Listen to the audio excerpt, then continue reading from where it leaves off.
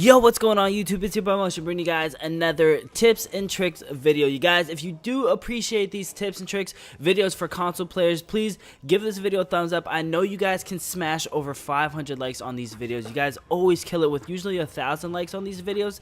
So if you guys hit at least 500 within 24 hours, that'll mean the world to me. But with that being said, guys, let's get into the video. So starting off, you guys already know week 7 challenges are out. So a lot of people are going risky real. Now, I was not planning on winning this game.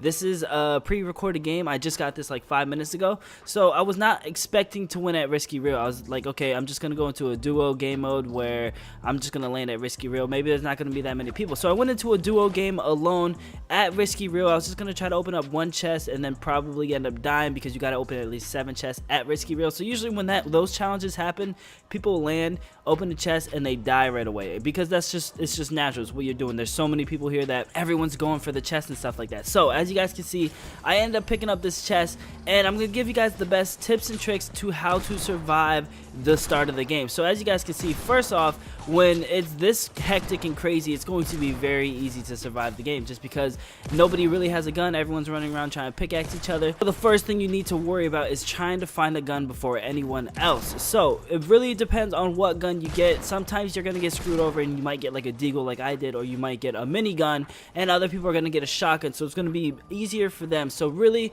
it's kind of the luck of the draw. If you don't have that good of a luck and you actually end up picking up like a minigun or something that you cannot use that's good, that's gonna win you the gunfight, it sucks. So for instance, like me right now, I have a deagle. The deagle's not the best gun in the game, so what I'm gonna need to do is I'm going to need to third-person peek like crazy. I'm gonna have to use this as an advantage. As you guys can see, there's a person under here. There's a shotgun, but I don't have time to pick it up because I'm in this gunfight, and the other person had a shotgun. So the second I knock her, I'm gonna end up picking the shotgun because it's the first weapon that you need. The shotgun is the best gun in the game when it comes to start of the game gunfights. But when it comes down to it, if you see a shotgun, make sure you pick it up. Now right here, you're gonna see me using the third-person peek. I see this person running up. I know they're gonna try and loot this person, and I'm just gonna third-person peek it to try to see when I have a clear shot, and that's when you're seeing me take the exact shot. The person was kind of not dumb, but at the start of the game, people are kind of hectic. They don't really care to like try to survive because just it's the start of the game. Their teammate might have died or something like that, so they're all just running around crazy. Like that person really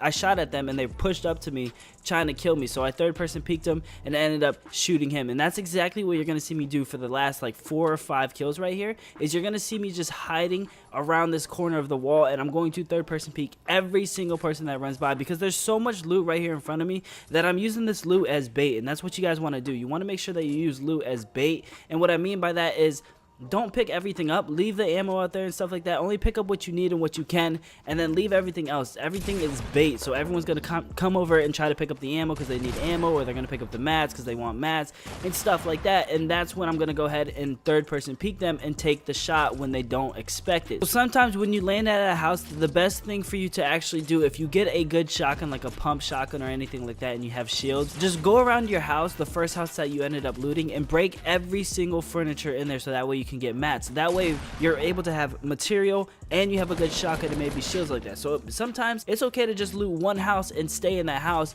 Make sure that there's nothing on the outside that's destroyed so people don't think that that house got looted. So they're gonna try to run over there and you're gonna basically bait it out. They're gonna think that they can run over there and get some free loot, but little do they know that you're sitting there behind the door, third-person peeking it, waiting for them to run by to shotgun them straight to the head. Now I know a lot of people are gonna say don't teach people how to camp, but these are tips and tricks to help people survive early game. If they're not good at running around and building and stuff like that, this is the best tips that I can give them because it does help out for sure. Before you comment on this video trying to give hate and stuff like that, why don't you actually think about other people that aren't as skilled and trying to watch this video to get better? Yes, I know there's some of you out there that are actually pretty good at this game and you know how to build and stuff like that, so these tips don't really project towards you, but some of the tips in this video can help you out. So this video is more for people that struggle early game. They're tired of dying right away and stuff like that, so these tips and tricks can help them out the best they can. And also another tip, the reason why it's good to actually camp in a house on your own, in your own house, is because you let everyone else in the city fight. Basically you let them all fight. Let the guy, whoever kills them all, maybe he's weak because he just got done killing 3 people in the same city that you actually ended up fighting in. After he kills those 3 people, he's going to take all his wood, he's going to take all his mats, the good weapons and stuff like that. So once that guy runs into your house, if he does, you can shotgun him to the head maybe and then switch to your attack and then kill him like that. But however you kill him, maybe with a trap in the roof, roof, you can actually end up getting all the best loot within that city. So not just did you just camp it out and actually win the city over, you got all the best loot in the city and you actually ended up getting a kill. Now yes, I can agree that the only way to get better at Fortnite is to actually challenge yourself and push yourself to actually fight people. So if you want to get better, you gotta actually go out and try to push people as much as you can. If you hear gunshots, run over there and try to kill both of the people rather than sitting there and hiding and stuff like that. That's if you want to get better. But if you're just tired of losing early games, do those tips and tricks, you guys. It'll definitely help out a lot where you just sit in a house and just wait, because sometimes people just don't like fighting early game because they don't have all the mats they want, they don't have the good weapons and stuff like that, so they'd rather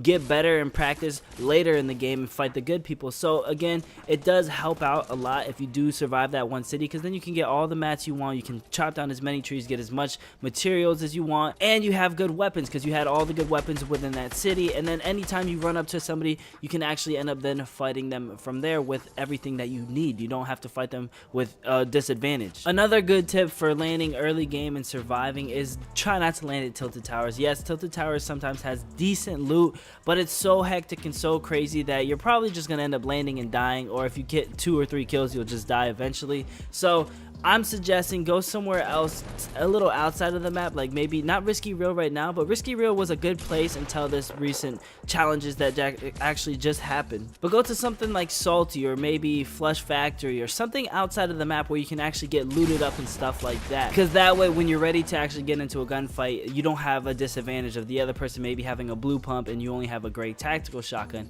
and you actually have materials, because having material in this game is a huge must. A lot of people don't really pay attention to that, but you really want to have as much mats as you possibly can, so that way if you're running into somebody and you're weak or something like that, or you get into a build off, you're not really stressing about, hey, I just ran out of mats, I have to stay on the low ground because this person has all this wood and they're getting above me and stuff like that. So make sure you're always farming material. At a lot of these houses, people don't know this, but destroying the furniture can actually give you probably like 100 to 150 wood each house. So for instance, sometimes I even get 200 wood in a certain house if you destroy every single furniture in that house, including the stuff in the kitchen, the furniture, the TV, the couches, everything like that will get you around 200 wood. So if you go to 2 different houses in that city, that's already 400 mats right off that. And then if you're hitting trees on the way there, that's another 100. So you already have 500 wood just from looting 2 houses, and you have whatever weapons that you had in that house. Now these are pro tips that you're actually going to see a lot of pros doing. If you ever watch somebody like Ninja or Myth or any big time streamer that's really good at this game,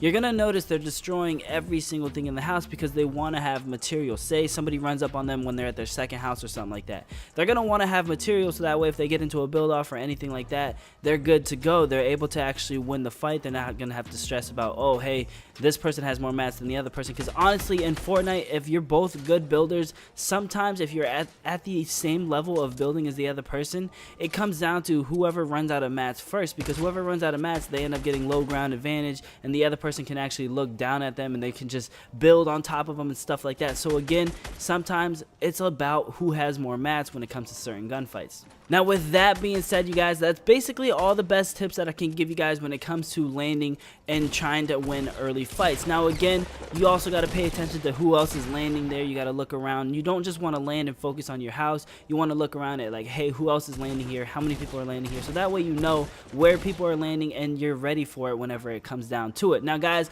with that being said, that is all the tips that I have for you guys when it comes to early game, trying to win an early game. Now I know a lot of you guys are going to be like, hey, why are you telling people to camp? Again, try not to be selfish. Try to think about other people that aren't really that good at this game, and let them benefit off of this video. But guys, with that being said, I hope you guys enjoyed this video. If you guys were watching the gameplay, it was actually a solo duo gameplay where it was a lot of fun, and I just destroyed every single person I ran into. It was actually a lot of fun. There was some pretty good builders here.